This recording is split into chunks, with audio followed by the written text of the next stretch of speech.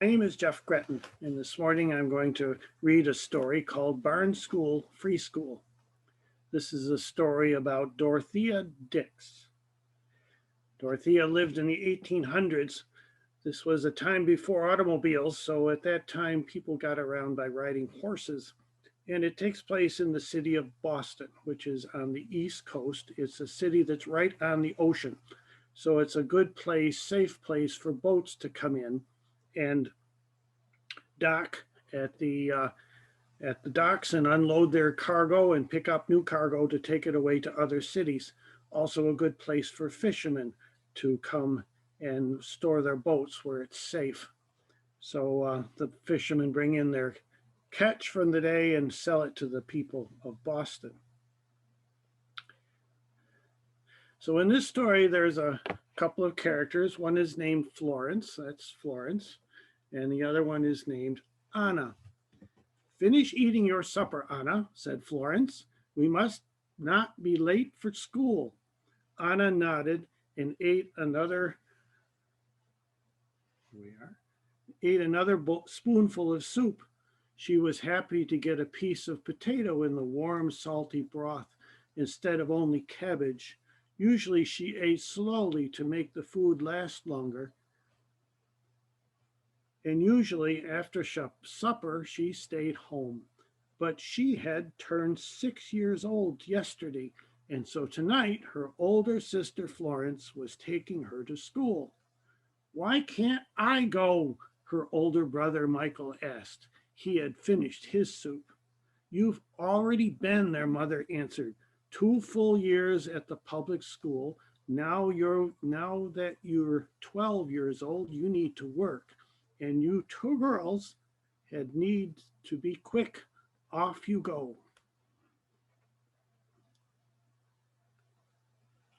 Anna finished her soup. Then she and Florence put on shawls and bonnets and kissed their mother goodbye. Their father was a sailor away at sea, so they couldn't kiss him. He had left 2 years before. Anna didn't remember him very well. Outside, the city of Boston smelled of dead fish and wet ropes as always. Down at the harbor, the white sails on the tall ships snapped and billowed in the breeze like sheets hung out to dry on a clothesline. How far do we have to walk? Anna asked as she and Florence went down the alley. They lifted their skirts to keep them out of the mud and hopped over puddles.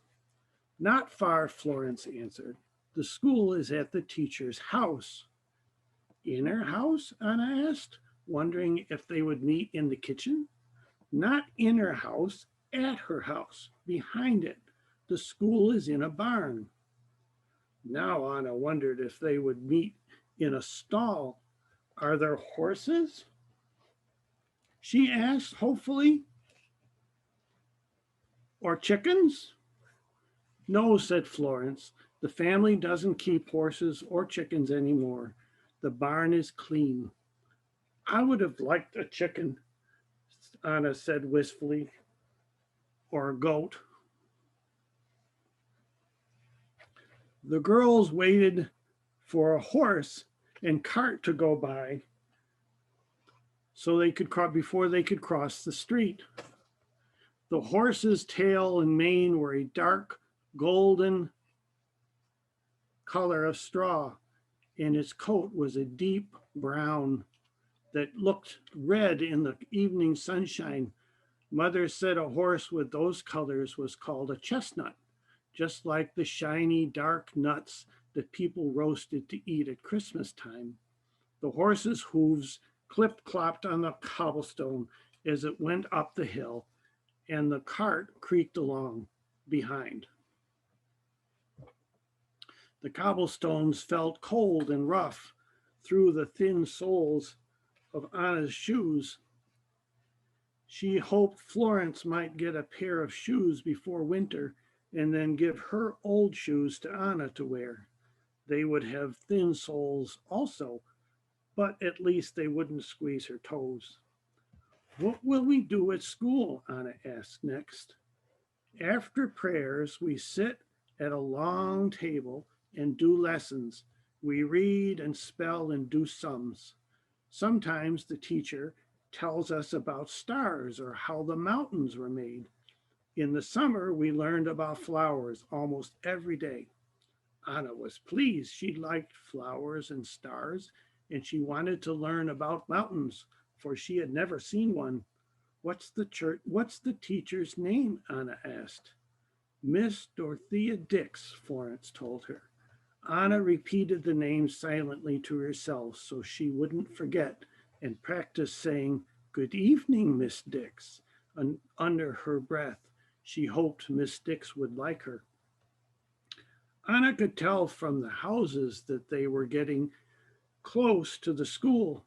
Instead of small wooden houses with unpainted shutters like the one she lived in, the houses on this street were very large with window panes of glass.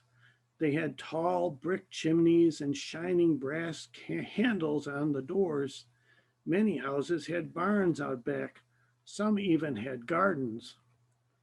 The girls passed a fine brick church. On the other side of the road, Anna saw a dozen girls in pretty dresses sitting in a garden. All of them were busy sewing. Is that the school? Anna asked, for she knew 12 girls couldn't all be sisters. That's Mr. Rowson's Female Academy for Young Ladies, Florence said. Girls come from all over the country to attend. I hear it's very expensive.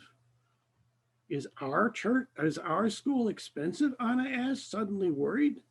Their family couldn't afford an expensive school. Their family couldn't afford new shoes. Some days they couldn't afford food. Mother worried about money all the time. No, Florence said, our school is free. Free? Anna repeated in surprise. Free, her sister said firmly. During the day, Miss Dix teaches a class for young ladies, and they have to pay. In the evening, Miss Dix teaches children like us, and it's free. Anna didn't know many people who did things for free. Why does she do that? Miss Dix believes it's everyone's duty to help each other. She says that those who have enough have a special duty to give to those who don't. Some people give money. Miss Dix gives a school. A school in a barn, Anna said, but she didn't mind. She was just glad to have a school. Her family couldn't afford to pay, and girls couldn't go to public school like their brother had. Their mother had never been to school at all. A free school, Anna said, a barn school.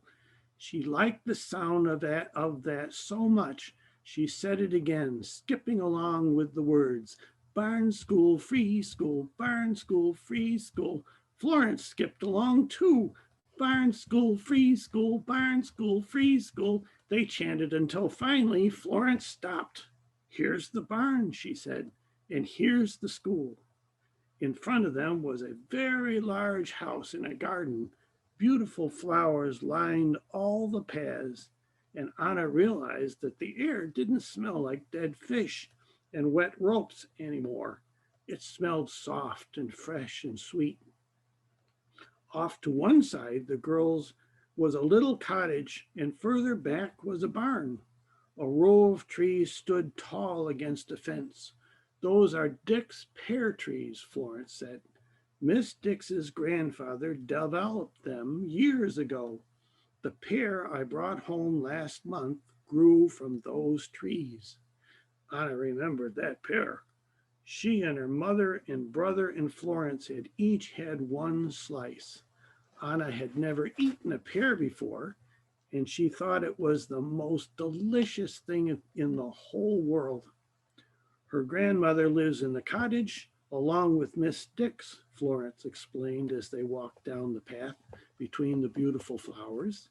They rent the big house to other people, and they use the barn for free, Anna said in delight.